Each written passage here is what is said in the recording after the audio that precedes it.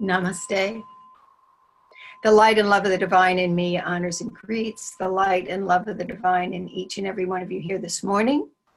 Thank you for being here. We are the Awakening Way Spiritual Community, and we are a New Thought spiritual community in the lineage of Dr. Ernest Holmes. And we believe a lot of wonderful things, right? We believe that life is good. We don't believe that we have to live in a negative frame of mind.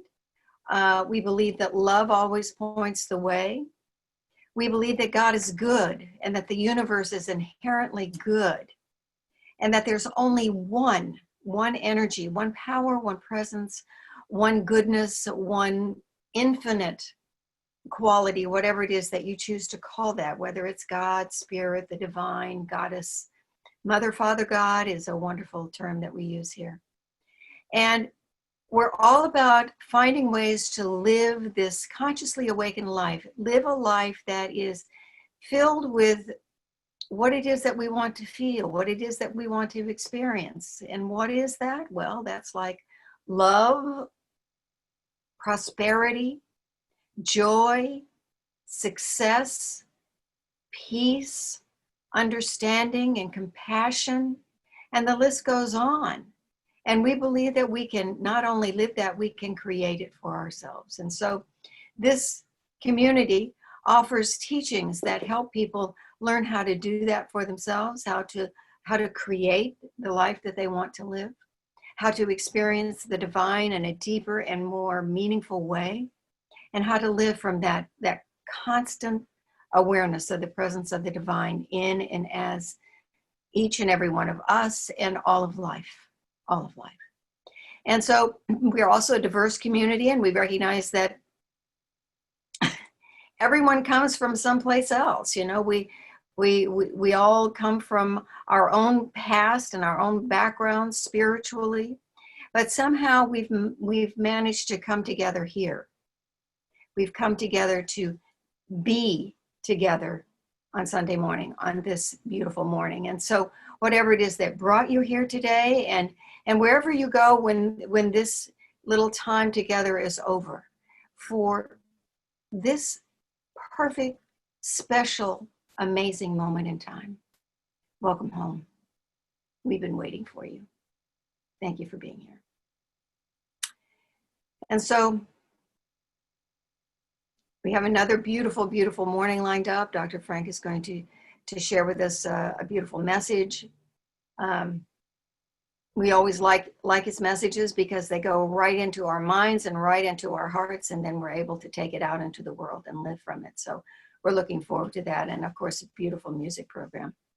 But before we begin, I'd like to just move us into a place of stillness and quiet and allow us all to center together so that we're all in that same energy, that same unity right here and right now. And so if you would, if you're comfortable, just allow your eyes to softly close and take a deep, full, complete breath. Allow your lungs to fill completely.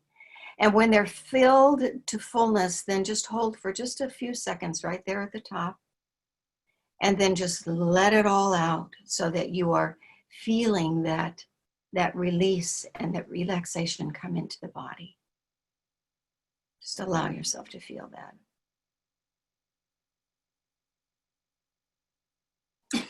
Ernest Holmes said this.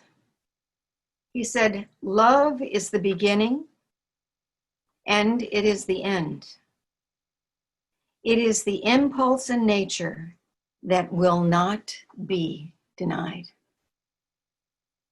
And so breathing in and breathing out, we recognize that presence of the divine as love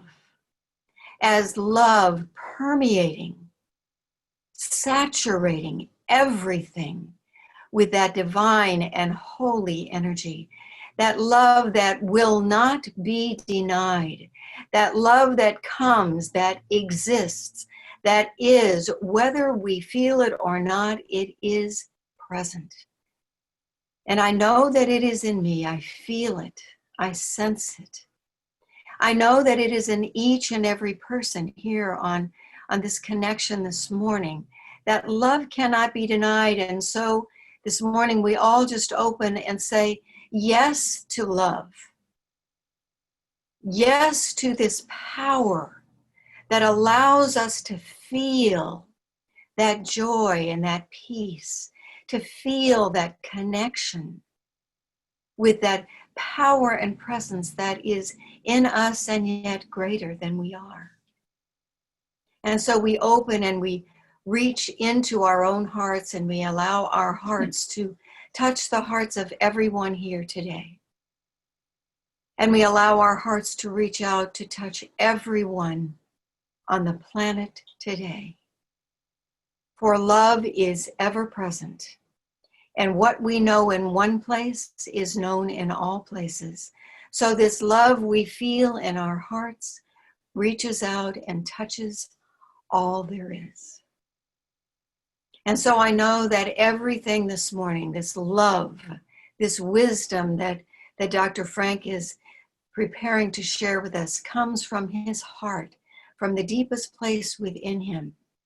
I know that the music this morning lifts our own minds and hearts, for it is always the melody of love coming through and filling us and touching us.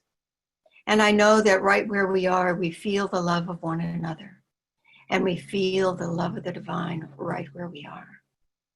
And so knowing that everything is already whole, perfect, and complete, everything is already as it should be, I just release my word now. I let it go with absolute joy, knowing that as I have spoken, it is already so. And so it is. Amen. Okay, everybody, we're going to sing Let It Be. Sing with us.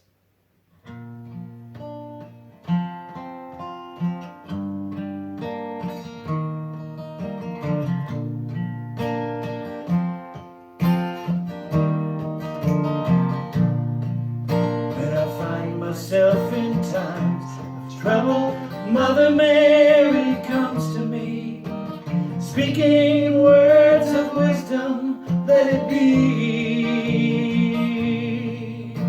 And in my hour of darkness, she is standing right in front of me, speaking words of wisdom, let it be.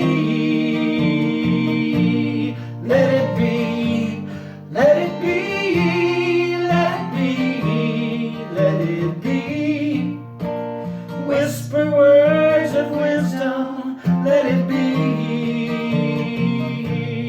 And when the broken-hearted people living in the world agree, there will be an answer, let it be. For though they may be parted, there's still a chance that they will see. There will be an answer, let it be. Let it be, let it be, let it be, let it be. There will be an answer, let it be. Let it be, let it be, let it be, let it be. Whisper words of wisdom, let it be. There whisper words of wisdom, let it be.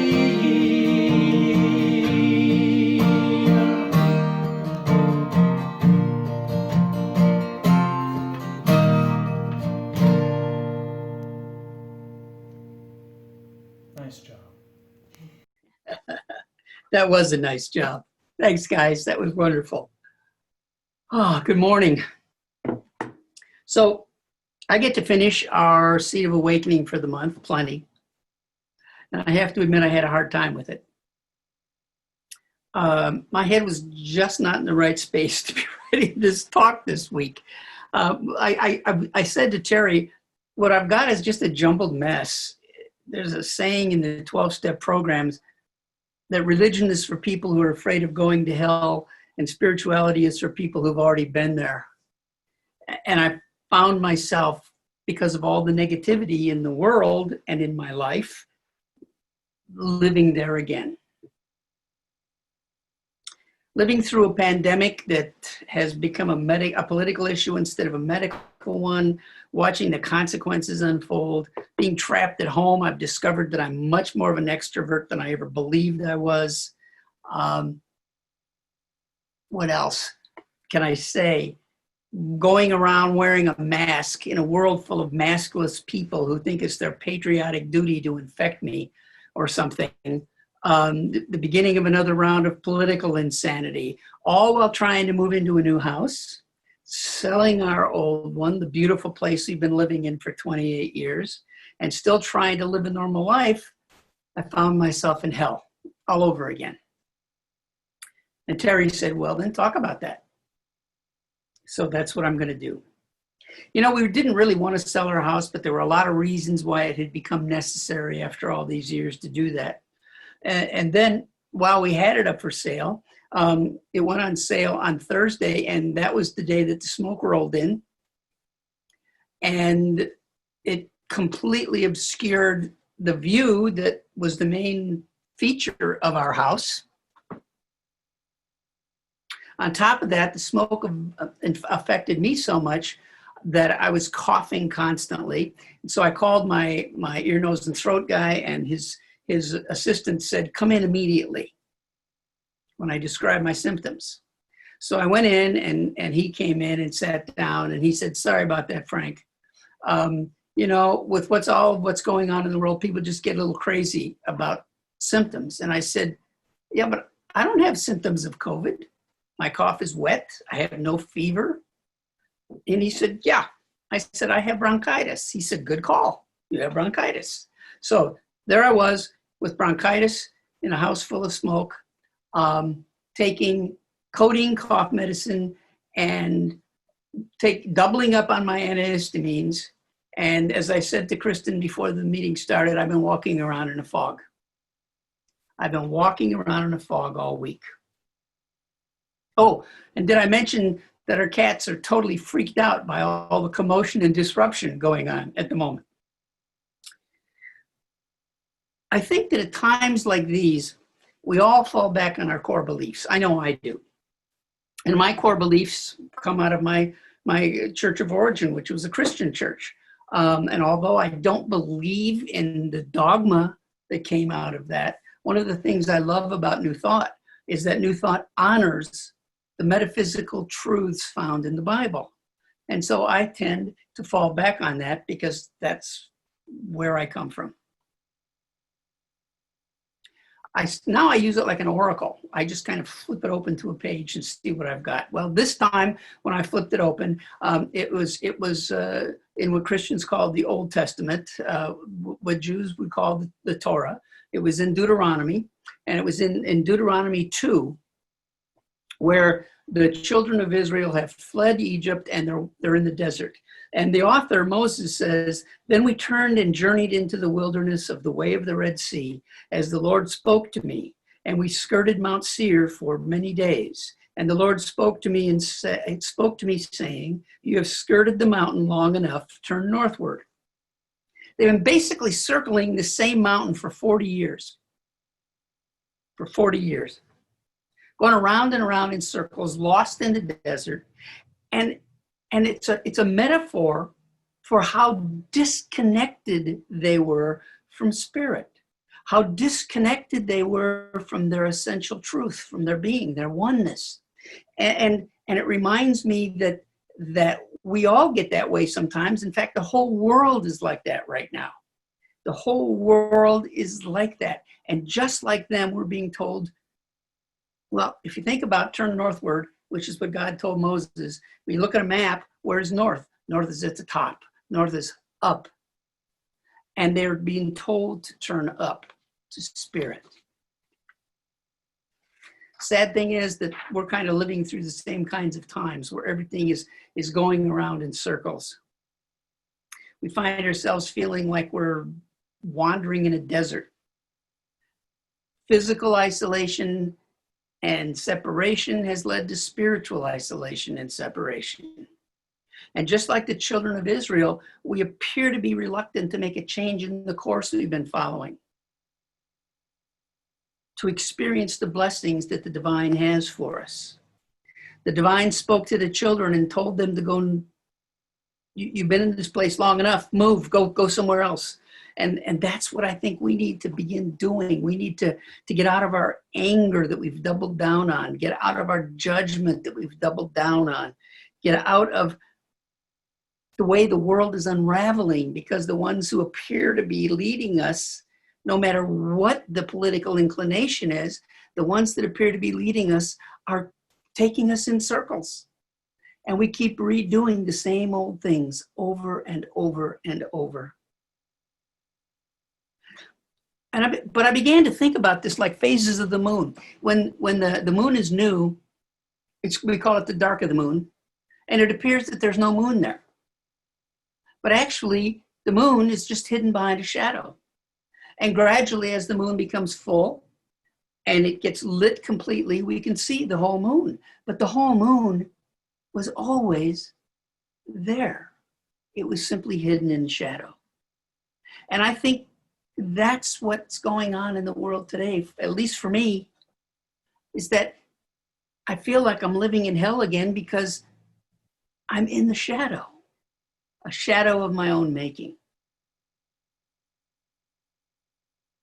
A shadow created by my own beliefs, by my own thoughts, and created in my own mind with no reality behind it at all, just like the shadow covering the moon. The moon was still there. The truth is still there. The plenty is still there. The good is still there. It's just hidden from me at that moment because I've hidden it behind my shadow. So I began thinking and focusing on a new reality. There's plenty of good. There's plenty of good in the world. And it made me think about an article I read years and years ago. In fact, many years ago, I used it in a talk, but it seems appropriate to use it again. It's an article that was in the New York Times years ago called The Bowstring Principle. The Bowstring Principle. It's a description of a concert given by Itzhak Perlman, the classical violinist in New York City. He was playing to a huge audience at the Lincoln Center in New York.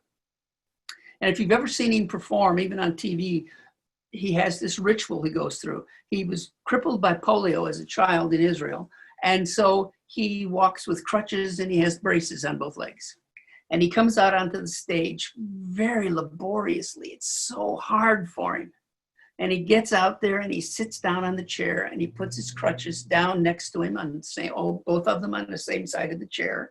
And then he undoes one brace and takes it off, and he tucks that foot under the chair, and he undoes the other brace and takes it off, and he puts that foot out. And then he reaches down and he picks up the violin and then he nods to the conductor and starts to play. So the audience was used to this ritual. They expected it. He finished his ritual and he started performing, and almost immediately, after just a few bars, one of the strings broke. And the reviewer who wrote the article said, I said to myself, great, now he has to get up, get on the braces again, pick up the crutches and limp his way off stage and find either another violin or another string for this one. But he didn't. Instead, he waited a moment. He closed his eyes, and then he signaled the conductor to begin again. The conductor began, and he played from where he had left off. And he played with a passion and a power and purity that no one had ever heard before. He actually retuned the violin as he was playing it. Everyone knows it's impossible to play a symphonic piece of this magnitude on the violin with only 3 strings, but that night he did it. I know that it's impossible. You know it's impossible, but that night he didn't. And so he did things no one had ever seen. He chose to find music in those 3 strings that he had left, retuning on the fly, retuning in a way no one had ever heard before so that it could make the music that he wanted it to make. And when he was finished, the auditorium was silent, as if everybody was in shock. And then, and let me quote the reviewer in the New York Times, there was an extraordinary outburst of applause from every corner of the auditorium. We were all on our feet, screaming and cheering, doing everything we could to show how much we appreciated what he had done. And Mr. Perlman sat there, wiped the sweat from his face, raised his bow to quiet the audience, and then he said very quietly, not boastfully, but in a pensive, reverent kind of tone, you know, sometimes it's the artist's job to find out how much music you can still make with what you have left. And I think that, like Mr. Perlman, sometimes it's our job to, as metaphysicians, to find out how much good we can find with what we have left. And that's what I did this week. First of all, our home was on the market for only 3 days with almost 50 visitors. So we didn't have to live in the constant pressure of having a staged home, driving us in, especially our cats and nuts. Of course, those 3 days were the same 3 days, as I said, that we were in the smoke, blocking the view that was the best thing about our house, in our opinion. But during that time, we received those 11 offers from people who could imagine what the view looked like. And one of those offers was somebody who went nuclear and just blew everybody else away. Second, for the first time ever, in our new home, we have a bedroom that's big enough for a king-size bed. Now that may seem like nothing, but we've been sleeping on a queen-size bed for 38 years where each person has enough room. Well, it's like a baby crib. You have the same amount of room as a baby crib on your side of the bed. It's a big deal, let me tell you. Third, we have much higher speed internet. We're going from a 10 megabytes per second to 100 megabytes per second on our internet, which means we can do our Sunday gatherings from home instead of coming into the office like we're doing right now. And lastly, this move has forced us to clear out nearly 30 years of stuff in this house. Nearly 30 years of stuff that instead of getting rid of, we might find a use for someday, we put it away and there it sits for almost 30 years. There was more and it all helped a little, but not enough to really get me out of my funk. It didn't really make up for all the things that I felt I was losing in this moment and for the hell I felt I was in. But the Bible I was raised with has become like an oracle for me, as I said. And so I went back to it again and I flipped it open and I opened it this time to Psalm 37, Psalm 37, verse 19. And it says, they shall not be ashamed in the evil time. And in the days of famine, they shall be satisfied. I thought, what the heck is he talking about? Who's he talking about? And so I went back and I read the rest of it. And what he was talking about was people of faith. People who know the truth of their being. People who know their connection to the divine.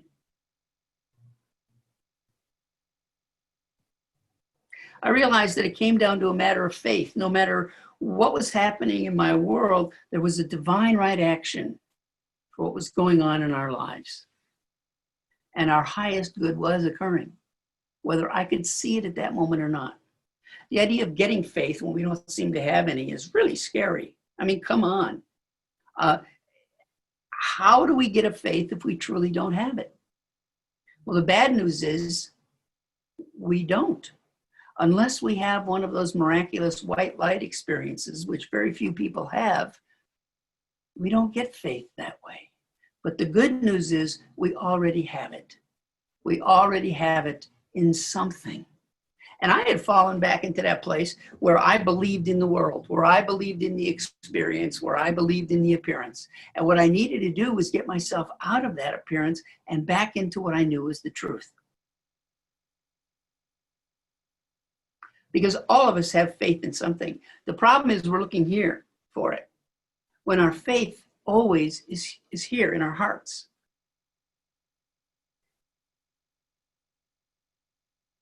And so I stopped looking in my head for it. And I agreed, I accepted that it was already here in my heart, whether I knew it or not. But I'm a really good taskmaster and multitasker. When I assign myself a job, I can do 3 or 4 things at once without any trouble. And in this case, what I was doing was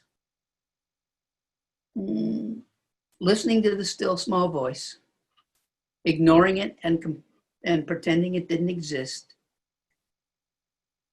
forgetting that it exists at all, and claiming I never heard it all at the same time.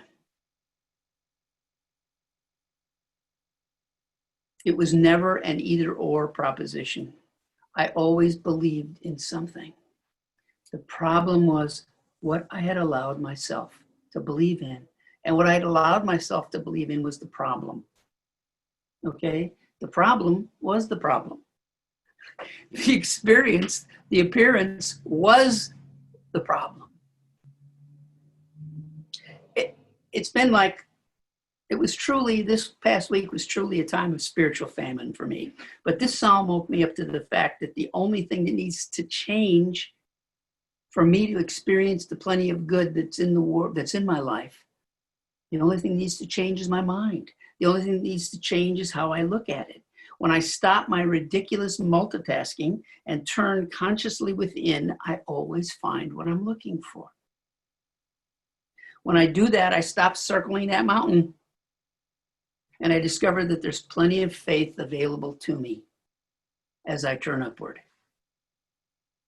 I'm sure that if I looked, I could find many, many, many other examples of plenty of good in this experience. Now my experience is yours. I get that. Isn't yours. I get that. It's my experience. It's not your experience. But the point is this.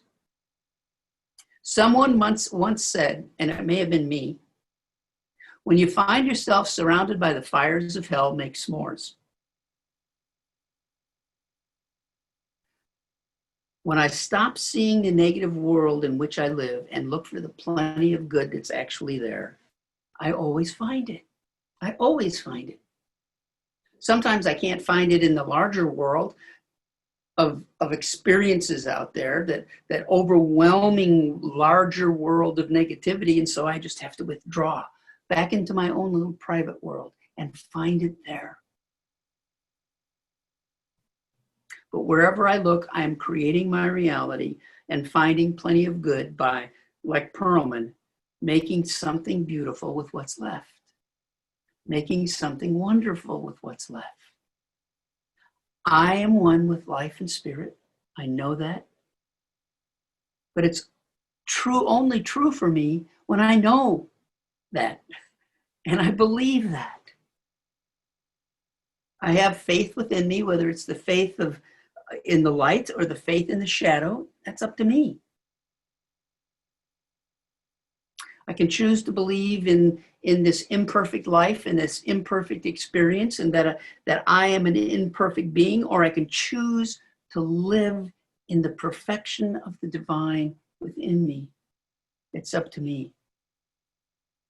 And it's up to you. We can all choose to live in heaven, or we can choose to live in hell. As we believe, so it's done to us. And we can still make beautiful music with what's left. I chose to live in heaven a long time ago. And even in today's reality, I just visit hell on special occasions. Just like all of us. Where do you choose to live as we go through this? S'mores, anyone? Namaste.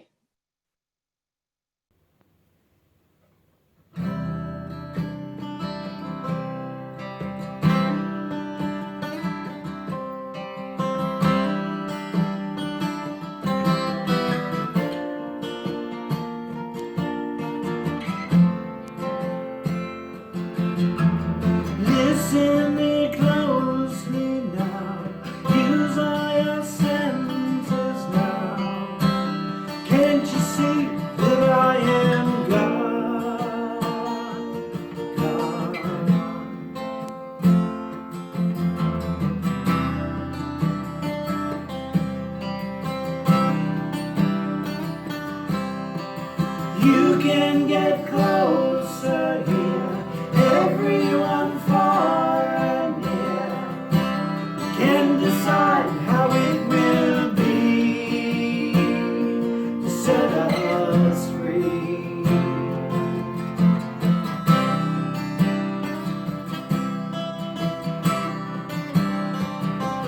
Before heaven and earth made the rain, something mysterious and perfect lit the day. Out of the silent darkness of night came the light.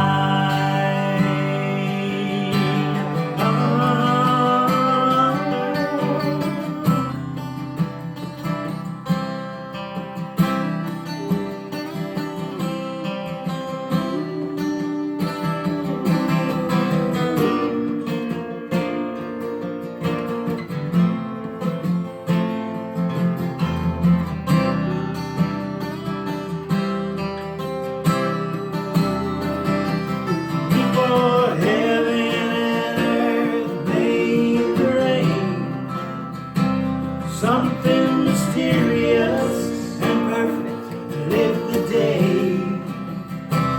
Out of the silent darkness of night came the light.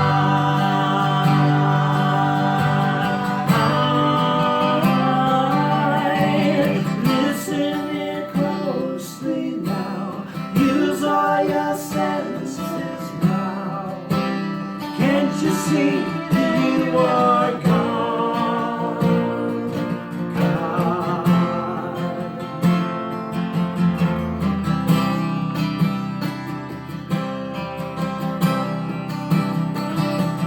Before heaven and earth made the rain, something mysterious and perfect lit the day. Out of the silent darkness of night came the light.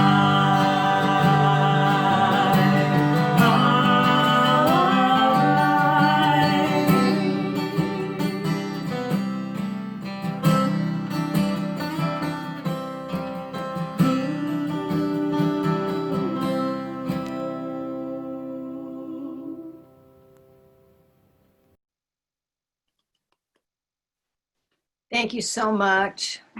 What a beautiful morning. Beautiful morning. Thank you, Dr. Frank, for an inspiring message, reminding us that, you know, living in hell is a choice, right? Let's make a different choice. He's got some good ideas there, you're right. And, you know, we are moving, Frank and I are moving through this little shared hell together. So thank you, you out there who are helping us as we move through this process together. There is light at the end of the tunnel. I just want to let you know that. It's getting better every day, every day, every day.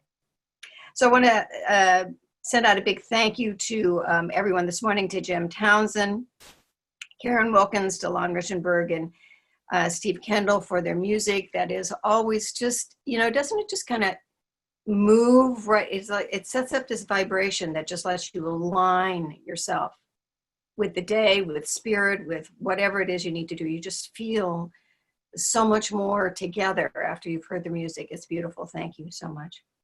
And a big shout out to Ron Gallagher. You know, Ron facilitates these meetings every week, and he and Ron and Frank are the two people that are in charge of everything that happens here with Zoom and with YouTube. And we're very grateful for all that they do and how professional and wonderful it is. We are really, really blessed. We're and grateful. A couple of announcements. We, most of you know that we're planning on starting a class, a Neville class on, from the book, The Neville Reader. We're going to be talking about one of the little books that's inside the Neville Reader, which is called Feeling is the Secret. We announced that it would be starting on like September 3rd, but we are not going to be able to do that since the movers are coming on September the 4th. We're not going to be able to be doing a class on September the 3rd. So the new start date for this class, if you've signed up and if you haven't gotten the email yet, the new start date for this class is September the 10th, which will then move us to finish the class on September the 17th. Everything else is the same. It starts at 6 o'clock. It's going to be an hour-and-a-half class long, and it's a $25 class. I noticed that wasn't listed in the email, but it is $25, and you can pay through PayPal. I'm not sure how you do that. Is that on at our webpage? Yes. Right. So go to the webpage and you can pay through PayPal for the class. And if you have problems, check with Jan Lynch at the office, and maybe she can find an alternative way for you to work on that. So we're looking forward to that. It's just a 2-week little exciting class to get us connected with what Neville teaches, and we've kind of been doing that as the weeks have gone by. So we're looking forward to that. It's not too late to sign up. Thank you so much for your continued donations. As time moves on and we're spending more and more time on Zoom, and we keep thinking we're not going to be here, we are going to be here, we're not going to be here. People forget that this Zoom, while it's in your living room, is really a business that has bills to pay, just like we always have. And so we appreciate your donations that continue to come in, your donations and love offerings, and we welcome everything that you can share with us. We are truly, truly grateful for that. Also, a reminder that we always practice prayer. Thank goodness for prayer. Oh, thank goodness for prayer. It pulls all of us through whatever is going on in our lives. If there's something that is bringing you down, that is making you feel less plentiful in health, in love, in whatever it is, please just send us a prayer request. You can send it to our email, which is awakeningways@thegrid.net, and just put on the subject level, say it's a prayer request, and that way the prayer will get picked up and it will be disseminated to the soul support team, who will hold you in prayer for that week that you request that. Talk to people around here. We have lots of amazing demonstrations, so feel free to turn in those prayer requests at any time. A reminder too that, well, not a reminder, but a notice that Reverend Art Scott is going to be speaking next week. He's going to be spelling us so that we can kind of get ourselves together after the move on Friday. We will still be here, but neither one of us will be doing the talk. We get to hear the sage wisdom from Reverend Art Scott, and so we're looking forward to what he has to share with us next week. Word of gratitude for, I just want to thank you for showing up. Do you know what I'm saying? Just showing up. We come here on Sundays and we sit in front of our little screens, and then people show up. They do the same thing. They go to their computer and they sit in front of it wherever they are, and they show up. And I cannot tell you how grateful we are for that. Thank you for showing up and for being there for us and for yourselves and maintaining this beautiful spiritual community. And so with that, I would like to share just a benediction in a form of a blessing for you this morning. So just take a deep breath. And may you know that you are surrounded by and held in the energy of peace and plenty. May you feel your life expanding and growing in love and in joy. And may each day be filled with more goodness than the day before. Know all of this is true for you, as I know it is true for you now. Namaste. See you next week.